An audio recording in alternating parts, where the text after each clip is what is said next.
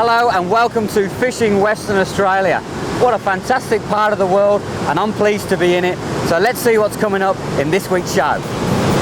On today's show, we're going to go in search of the prehistoric triple tail. We're also going to teach you how to catch black bream in southwest rivers, and we'll catch the mighty giant trevally.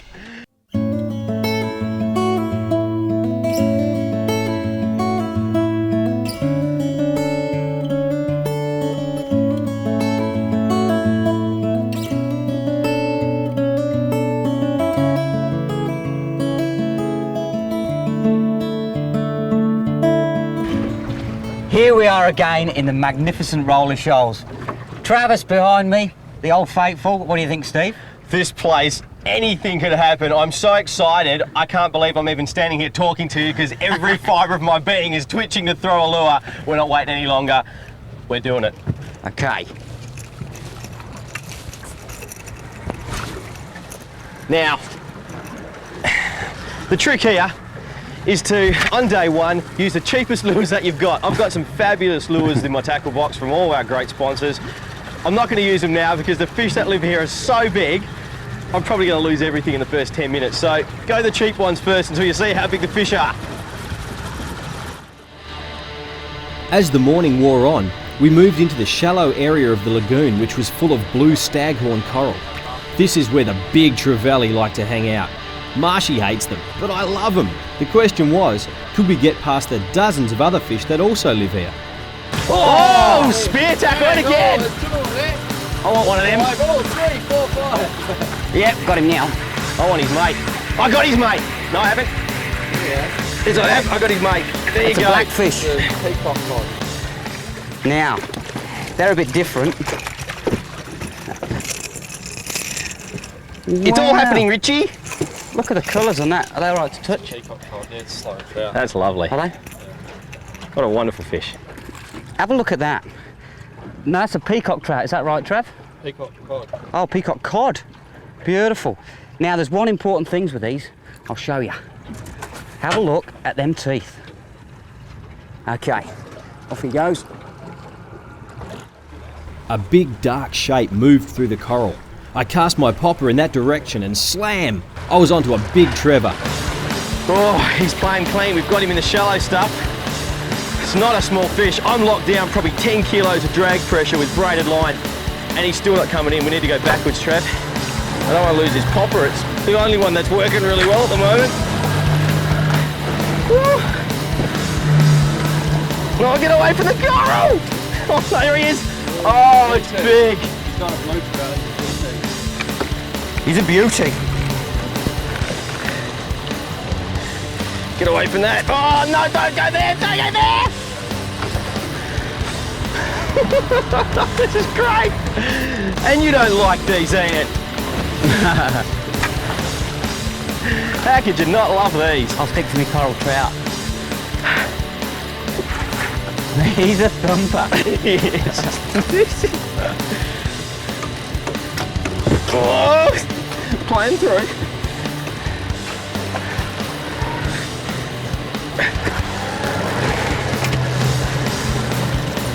I bet you wish you'd hook this one, Marshy. No, I don't actually. I'll just take a picture of it for you. Here you go, Trav. This time I reckon you'll come up.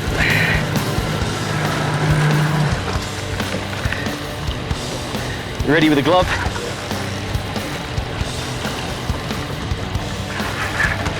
This big lift now, I'm gonna get the leader.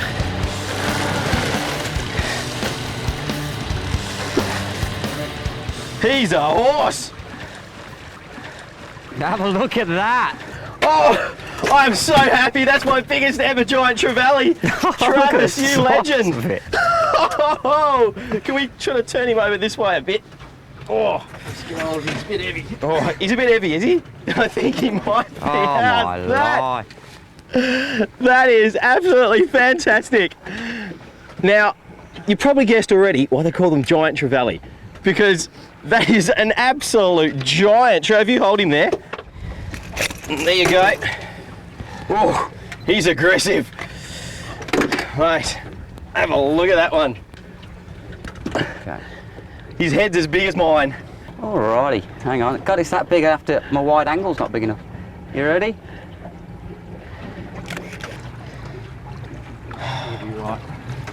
Isn't he magnificent?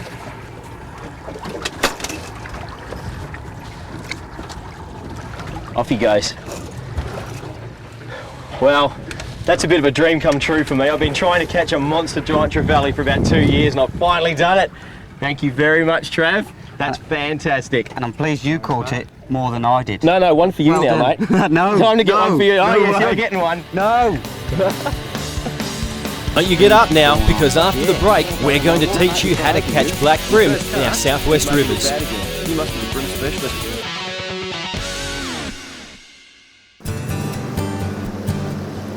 There's no more spectacular place to fish for black bream than the Kelgan River in Albany. It was a beautiful winter morning after some overnight rain, so we headed up to a local hotspot with some warm clothes and a packet of prawns.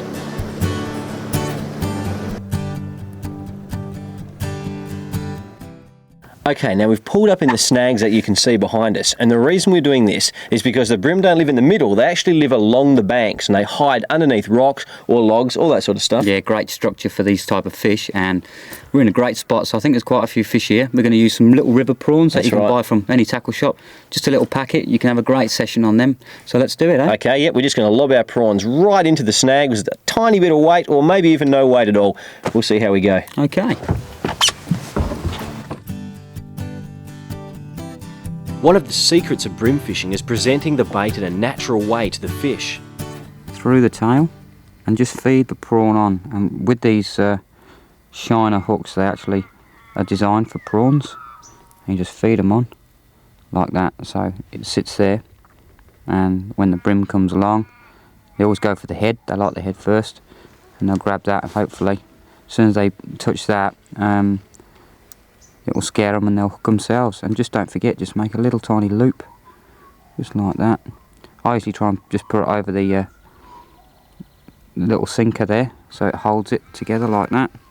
And there you go. A beautifully presented bait for black bream. Oh, and I got one going here. Oh, good. I'll go and catch his mates. See? Did me? Oh, he had that well in his mouth. And why didn't you hook him then? It's not my day today at all, is it? He's going for it now. Yeah. That's almost on. Yep. One. Got him. Maybe that your way.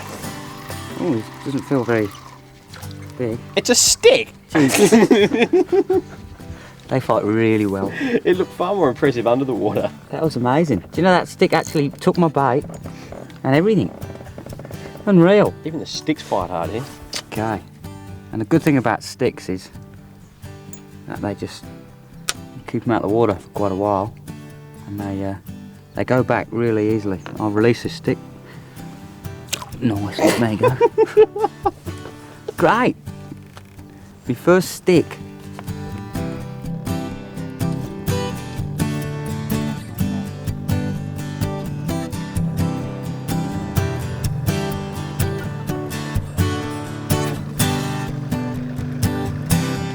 Oh, what's a good fish, Marsh? Yeah. He's going to go around my line. No, he's gone over you, which is good, I think. I think we're sharing this one. Oh, good fish. Haven't seen him yet. Oh yeah, he's good. Yeah. Pretty hard. Going for those snags. Yeah. Get the net for you. Nah. Oh, Not bad. alrighty. So, Not bad at all, mate. thanks for that. I'll just grab him. Gee, they're well conditioned here, aren't they, eh? They are too. And that's just an average fish. That's nothing special for the Kelgan. A Beautiful. beauty. Okay, got him right in the side of the mouth there. This hook should just pop out. You like that prawn? I thought moving to these snags would be the go. There just seems to be a little bit more wood. A little bit more... I caught wood earlier. yeah, that's... More sticks. Seriously though, the sticks and logs in the area lining the banks now, these have all fallen in from the trees. And if you can see so much cover on the surface, there's got to be stacks of cover underneath. So we've just nudged the boat up against a log. Current's coming this way, keeping us in place. And the first cast, he's made me look bad again. You must be the bream specialist in the team, I reckon, Marshy. Go on.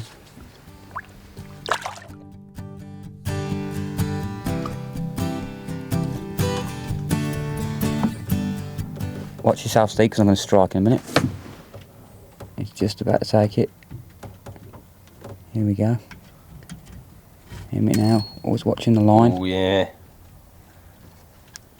I always watch my line. I never watch the sort of the rod tip, because the line's a really good indicator, especially when it's this calm. You can just see him twitching it there. I think he might have took my bait then. No. He's still there. Here we go. Here we go. You're on. Got him. Good fish too. Right, we'll get out of your way. Yep, nice one. This snag, it's definitely got the fish, hasn't it? Now I'm getting my line right out of his way. Oh yes, pulling. Now I'm only using 4-pound line, so I've got to be really careful. Oh, he's a bit of a fighter. Yeah, here he actually, comes. a good fish too. Not as big as the last one, but Oh, still a close. good fish. Right, straight in the net, mate, when you're ready. Although they're not big fish, we're still netting them just to make sure that we get them in. Okay, just bring his head up. Too easy. Beautiful. I'll just grab him. Well, there you go. Another beautiful brim. And look at those teeth. You can see they're quite predatorial. They're very sharp, those front teeth. Just pull the lips back, and that's what they look like. You don't need a Like wire fangs. leader or anything like that, do you? No, just like a little dog. Well, that's all the prawns gone, so time to move on, I think, and we'll go and explore some other parts of the river. Yeah, we've had a great time here in Albany on the Kelgren River. Yeah. Bit of bream fishing in one of the best bream rivers in Australia. It's great fun, isn't it? Quite privileged to be here, actually, so Indeed. let's move on and see what else we can find. Okay, I might have a go at a lure up there a bit further. All right then.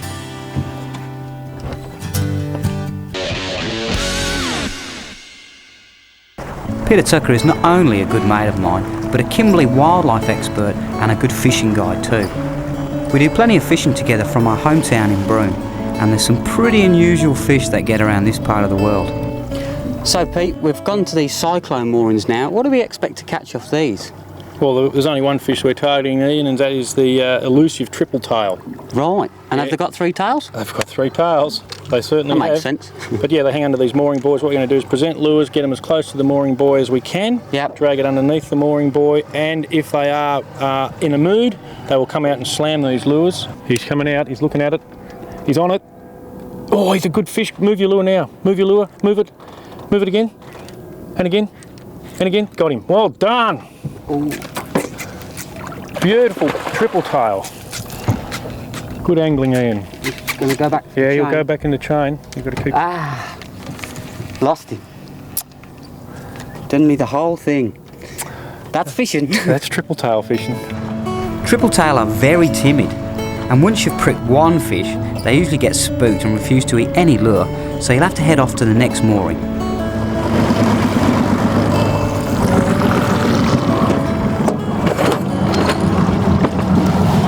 The size of him.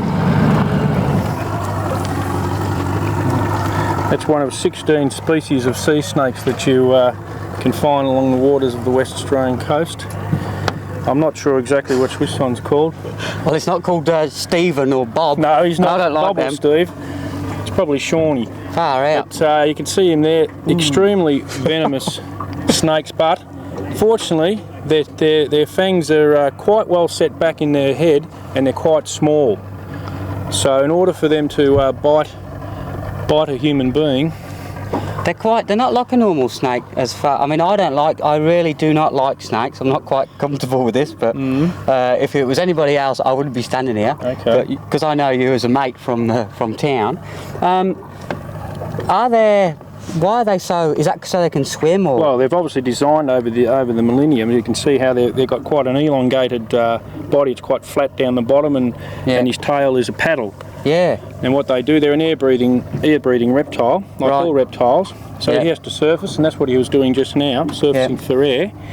And then he will dive down and hunt for small fish and so forth in the reefs. And they're deadly. If I was to be bitten, or one of us was to be bitten, severely bitten now, we'd be in big strife. Right. Can I touch him? You can pat him, yeah, feel how... Oh, it's quite cool, isn't it? Yeah. Wicked. And they've got a head like a cobra. Well, They like have most venomous snakes, they've got that triangular shaped head. That's where all the poison sacs are, I Sex suppose. and so forth, but that's just a definite way of identifying a poisonous snake. Is Now we've seen some yellow ones.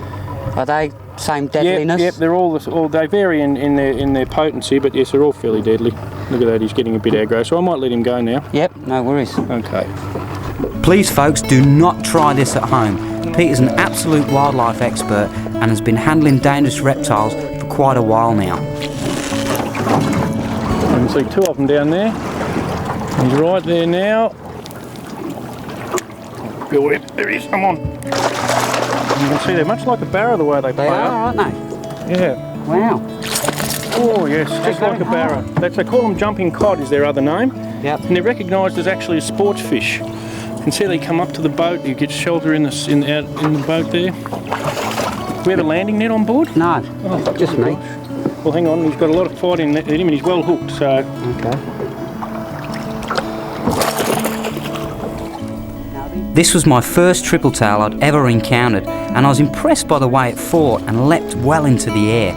In fact, it was not unlike a barramundi, apart from its colour.